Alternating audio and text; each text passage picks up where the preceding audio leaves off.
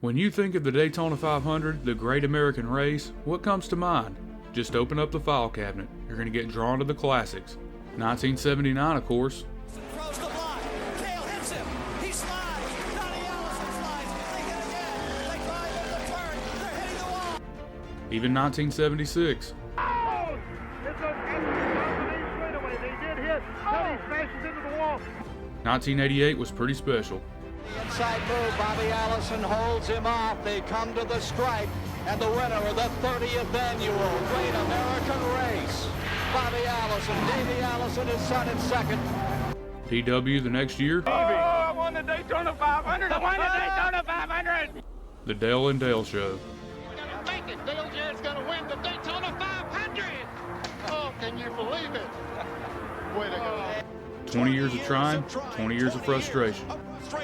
Dale Earnhardt will come to the caution flag to win the Daytona 500. Finally. Jeff first Earnhardt in 99. Earnhardt, he's all the way to the bottom, almost in the grab. He slides up the racetrack and Jeff Burton will win it for the second time. Wow. Yeah, those were all good, but you already knew that. This is about what you may not know. When you think of the ingredients that go into a memorable Daytona 500, this is usually what it boils down to. A lot of action, lead changes, comers and goers, maybe a big one if you're into that. How about some controversy?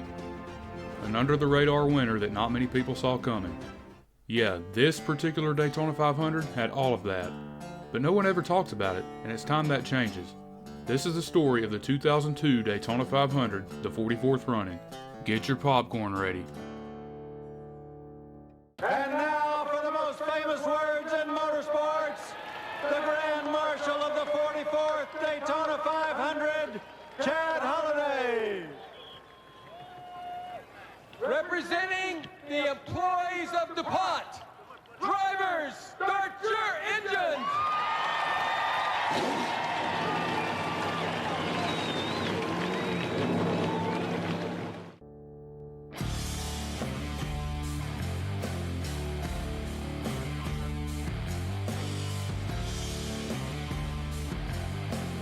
Flying through the grass.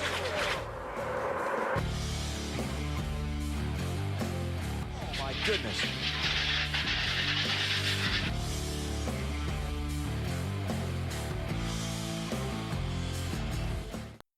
Coming into Speedweeks 2002, the season was getting ready to kick off and there was no shortage of storylines. Jeff Gordon was coming in as the defending champ for the 4th time and eyeing his 3rd Harley J. Earl trophy in 6 years. Dodge was looking for redemption after showing a lot of speed at Daytona and Talladega in their highly anticipated return the previous year but had nothing to show for it. Tony Stewart was looking to continue his rise as a superstar after a combined 12 wins in his first 3 seasons and finishing runner-up in the championship standings in 2001. He just won his 2nd Budweiser shootout in a row to kick off Speedweeks and displayed one of the fastest cars in the field for the main event. Roush Racing hoped to bounce back after a dismal 2001 with only Jeff Burton cracking the win column and the top 10 in points as the Ford Taurus was trying to come into form on super speedways, and by already having engine issues within the camp through the duration of the week, the uneasiness was already starting to surface. DEI aimed to continue its rapidly increasing stranglehold on restrictor plate racing, winning 3 of the 4 races in 01, but would be down a member with the injured Steve Park still on the shelf after a frightening crash at Darlington last September. Kenny Wallace would be in his place. Michael Waltrip would put the garage on notice by winning the 2nd Gatorade Duel on Thursday to set the starting lineup for the 500. The rookie class for 2002 would be a 2-horse battle between emerging hotshots Jimmy Johnson and Ryan Newman, with Johnson making a resounding statement by winning the pole for Sunday in his first ever attempt at the 500. Newman would go on to win his fair share of them. Like his teammate and apprentice, Gordon's team also brought a bad fast ride to Speedweeks and won the first duel race, starting in tandem with a 48 on Sunday and being highly competitive all week long. And the elephant in the room. It was the first return back to the beach in February since the seismic tragedy of losing Dale Earnhardt in the same event, fending off the pack while his 2 drivers rode off to a souring victory. And as a result, a much less aggressive aero package would be implemented. Those fast closing rates and big runs would be gone. Passing would be harder to come by again, and a wall of air would form behind the leader, meaning clean air was imperative to be in position to win. Normally, a black cloud would be hanging over the 2.5-mile facility, But what took place the previous July allowed rays of sunshine to peek back through and restore hope again for the future. With Kevin Harvick stepping in the week following last year's 500, this would be his debut in the Great American Race, even though he won Rookie of the Year and had already made himself comfortable among the elite of the series. Harvick made a statement of his own, starting right beside Johnson on the front row. It would be two drivers who had never logged a lap in this race bringing the field to the green flag on Sunday. The everlasting Dave Marcus would make his final start in the Winston Cup Series after mounting up over 800 starts across several decades, among the top 5 in the history of the sport. He isn't thought of among the all-time greats, but don't let his lack of wins or championships fool you. He was as hardworking and fierce of a competitor as you could ask for and deserved a proper send-off with the utmost respect. I think we've covered everything. Now all that's left to do is drop the green flag and get this party started. Takes the pace car to pit road. 170,000 are on their feet. We are ready for the start of the 44th Daytona 500.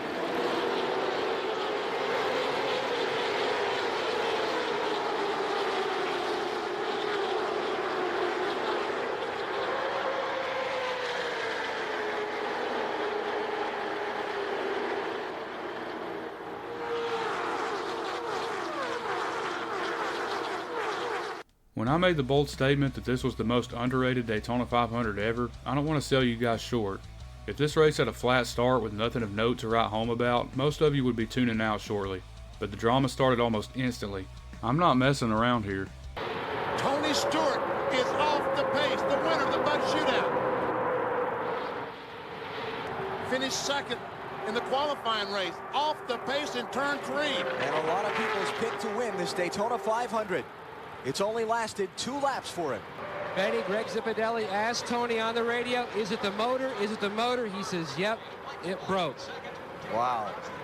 This was a devastating blow for Stewart, one of the heavy favorites going in, seeing his dreams of winning the biggest race of the year evaporate just 3 laps in.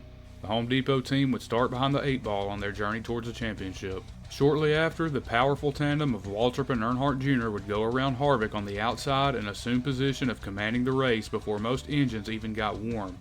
By all accounts, this was the kiss of death for the rest of the field in this era, with all the research and elite knowledge that went into this style of racing at the DEI shop. They were head and shoulders above almost everyone in the garage in this territory, and passing them while they ran nose to tail in this scenario was next to impossible, especially with this new aero package in place. But that's the thing about this race. Something off the wall happens just about every year. Dale Jr.'s in trouble. Turn 2. Right front tire looks like it may have come apart. Definitely came apart. Caution is out. Another contender fallen by the wayside early.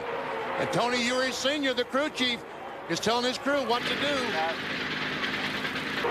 And that is just ripping that car apart. It does so much damage if you have oil lines or brake lines or anything. That is just like a big old whip going through there and tearing everything apart. If you're counting, that's 2 major favorites out of the picture before lap 30. With all the horrendous fortune his dad faced for almost 2 decades, this was shaping up to be the beginning of Dale Jr.'s own saga with the Great American Race and Lady Luck bullying him. Meanwhile, on the ensuing pit stop, Harvick would make contact with Mike Skinner exiting his pit stall and crinkle the right front fender of the 29 car. This was near disaster at a place like Daytona, with the bodies of these cars so sensitive to airflow and the draft being paramount to having speed. I'm sure by now this race has gotten everyone's attention. Forget easing into the action and logging laps for a while just riding in line. This place wasn't having that this year. You thought the new aero package might make the race boring? Forget it. On the following run, Ken Schrader would lead the pack for an extended amount of time, which was a feel-good story considering he was a year removed from being the first to discover his friend in the 3 car was in big trouble. And on top of that, he was going on 11 years without winning a cup race. It was time he got another shot. Wait a minute. The real story is the 8 car. Dale Earnhardt Jr. Hey, we said his chance to win was over. This is unbelievable. Junior has started at the back. He's now up to 13th, and watch him as he goes by Robbie Gordon with a beat-up race car.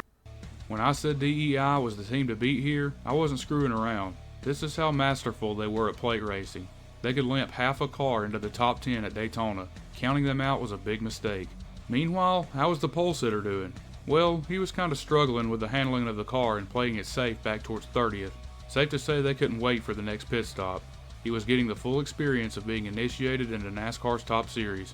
During green flag stops at around lap 80, a dreaded caution would come out for Dave Marcus running out of fuel and jumble up the field, but it would allow the Budweiser crew to patch up the gaping hole on the right front and give Dale Jr. a better chance to compete with a more aero-friendly car.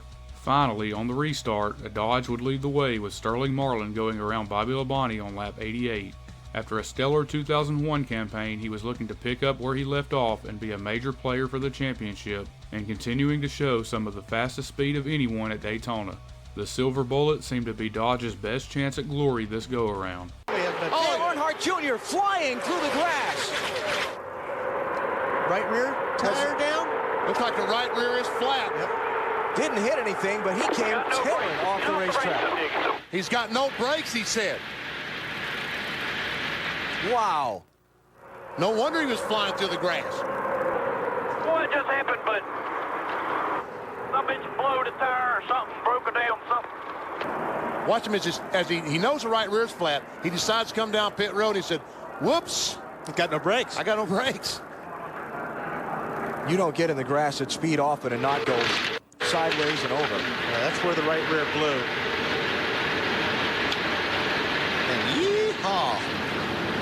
It just wasn't Junior's day, and the frustration and pressure of following in his dad's footsteps trying to make his own legacy in this race was starting to get to him. Just over halfway, the Roush stable began making a charge with 3 of their cars breaking into the top 5, something that was not feasible the year before with Ford having a major aero disadvantage. But it became clear the playing field had been significantly leveled this time. Among many things that eluded him in his career, the Daytona 500 was towards the top of the list for Mark Martin. Less than 80 laps to the finish, it was finally in sight for him right behind Marlin's bumper, and he had 2 friends behind him. Could this be his day? As the race logged towards the 3/4 mark, it was becoming evident that Marlin was the car to beat and had the ideal position. After a quick caution for a 2-car spin, his pit crew held serve and sent him back out with a lead intact. The combination of a really fast car and clean air was going to be hard to overcome, even with some strong Chevys behind him. Sterling was already a 2-time Daytona 500 winner, going back-to-back in '94 and '95, but being the first driver to bring Dodge back to victory lane in the biggest stock car race on the planet would almost dwarf that. It was also at a point where fuel mileage was becoming a possibility, adding in an extra level of anxiety to the equation for everyone. Until... Bust us out there, Sandy.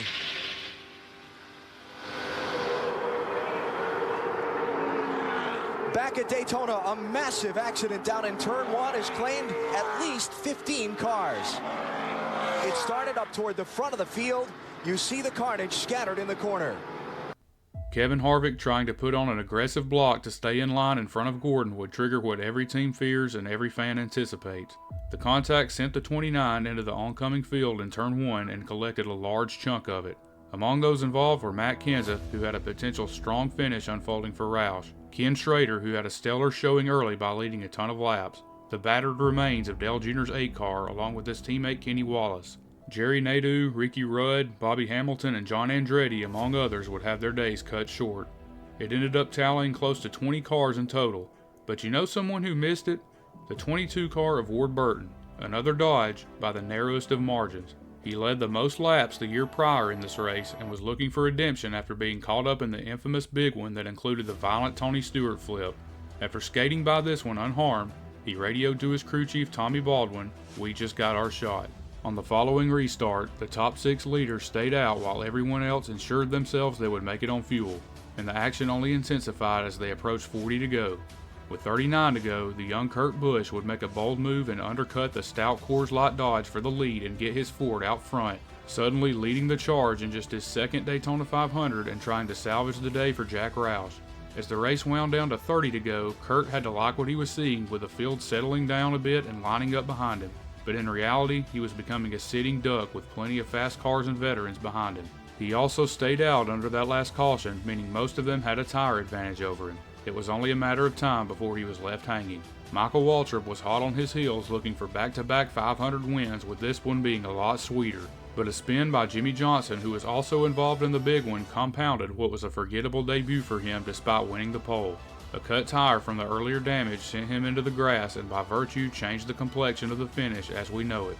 Under the caution, some leaders came in for tires, others stood their ground and chose track position. Waltrip led them onto pit road, thinking 4 fresh Goodyears would be the race-winning move.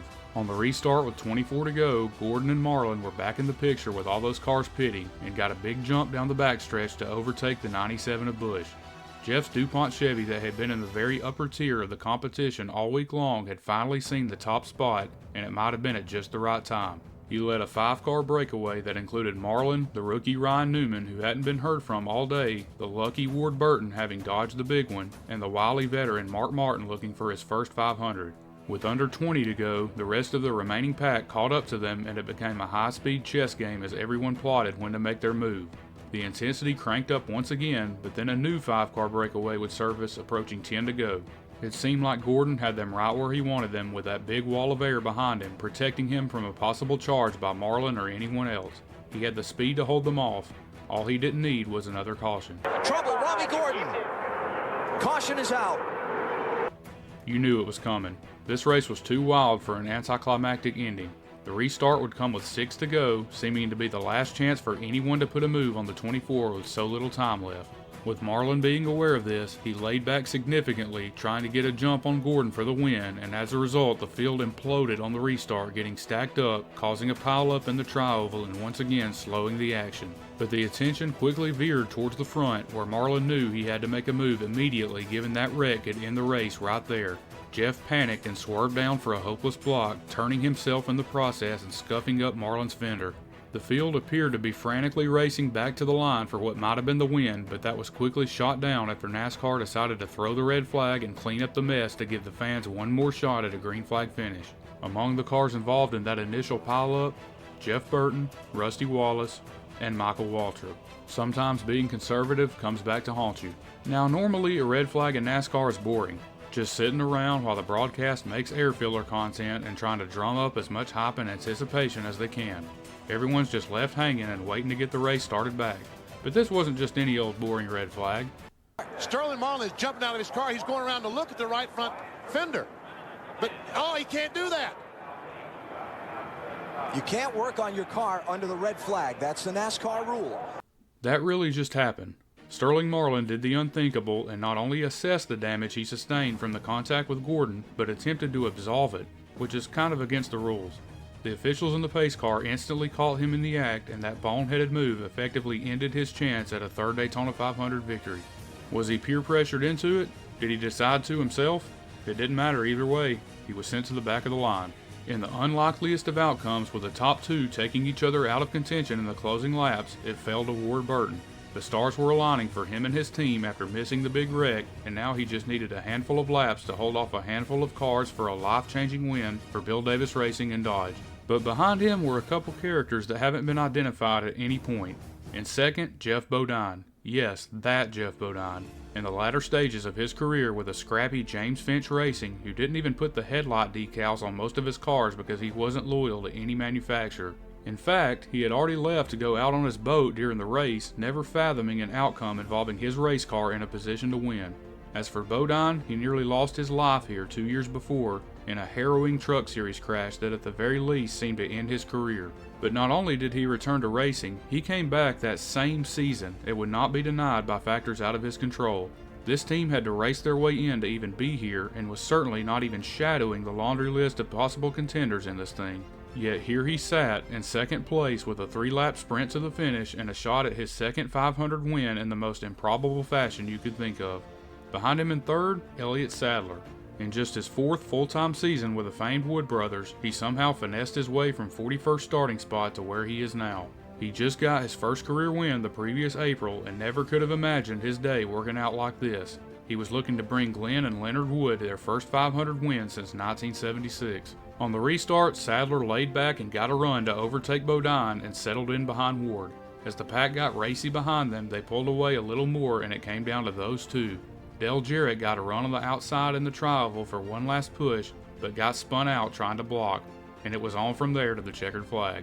Sadler in the 21, the Wood brothers car, left to try and chase Ward Burton to the checkered flag. And if Elliott Sadler was shaking, finishing third in the Pepsi 400, just imagine what that young man is going through now, about to finish second in the Daytona 500. Got ready to faint. I'm telling you. 8th 2 times is his best previous finish in the 500. Now in his 8th try at the Great American Race, it's going to be Ward Burton driving his Dodge to victory lane. Checker flag is up, and Ward Burton is going to win the 44th Daytona 500.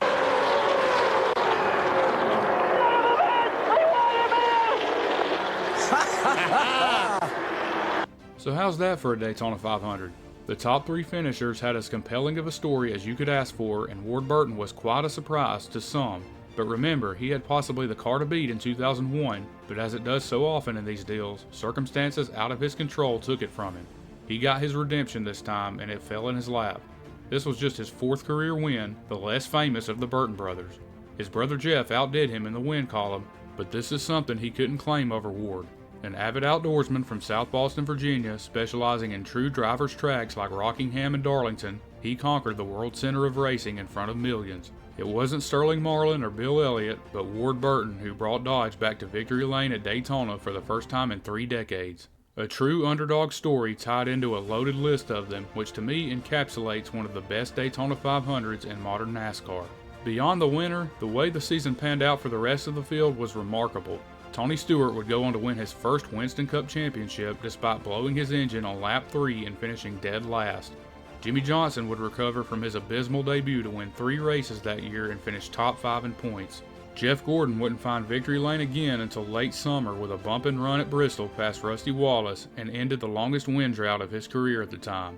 Dale Jr. and Michael Waltrip would once again go on to win the remaining 3 restrictor plate races in 2002, with Jr. sweeping Talladega. Sterling Marlin was having the season of his life, leading the points wire to wire and racking up 2 wins, only to fracture his neck in a crash at Kansas and watch it all disintegrate in heartbreaking fashion.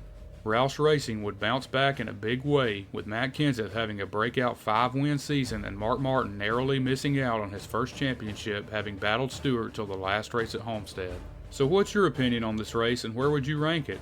Maybe this swayed your previous opinion or you never even knew about this Daytona 500. Let me know in the comments and be sure to like and subscribe like your life depends on it. Hope you enjoyed this one, guys. This has been a Platinum Paradise video.